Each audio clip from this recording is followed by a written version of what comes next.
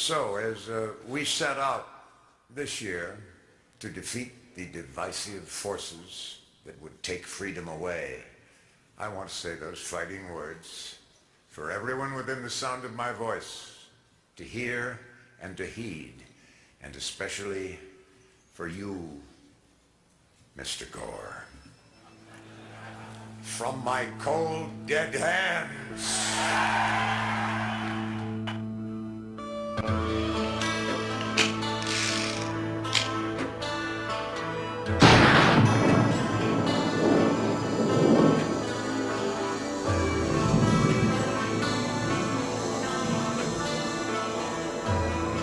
Competitive about this. It's not enough to simply have a catchy ad on a Monday and then only do it every Monday. We need to do this every day of the week and just really brainwash people into thinking about guns in a vastly different way. Brainwash people, brainwash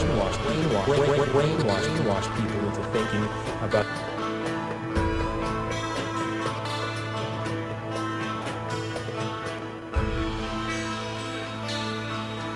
We are 5 days away from fundamentally transforming the United States of America.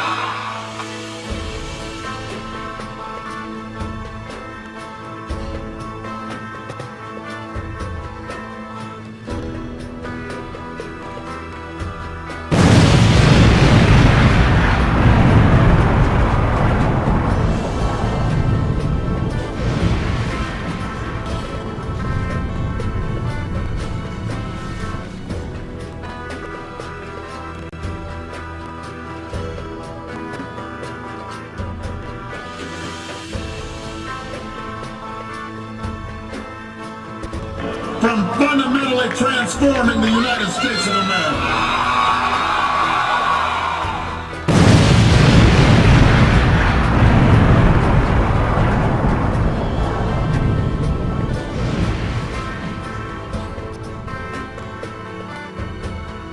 Violent crime you're talking about continues a 5-year decline that shows the numbers of murders, rapes, and robberies steadily fall. In the first 6 months of 2011, robberies in Los Angeles dropped 10% from the number reported in the first half of 2010. Over the same time period, Chicago recorded 14% fewer murders. And in Dallas, the number of rapes fell by 22%. The FBI says these are not statistical flukes. Nationwide, violent crime is down sharply across all categories. Murder down 5.7%. Rape just over 5%. Robbery down more than 7.5%, and assault almost 6%. My name is Aaron Weiss, and I live in the town of Poughkeepsie. I'm a combat veteran of Iraq, and I'm also a law enforcement officer. My right trumps your dead. I earned it in blood.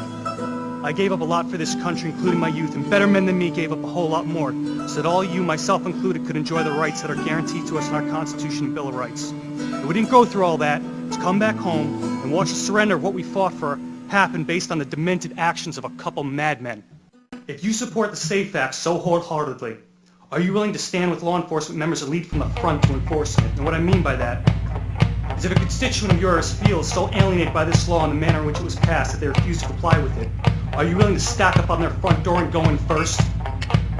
I bet if a clause was in this bill that required you, the elected leadership, our elected leaders, to go in the door first, I bet you would not be so steadfast.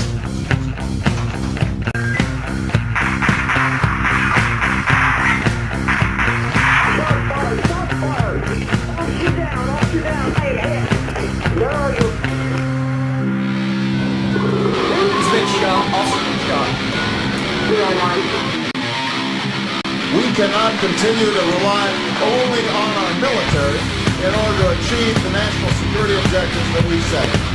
We've got to have a civilian national security force that's just as powerful, just as strong, just as well funded.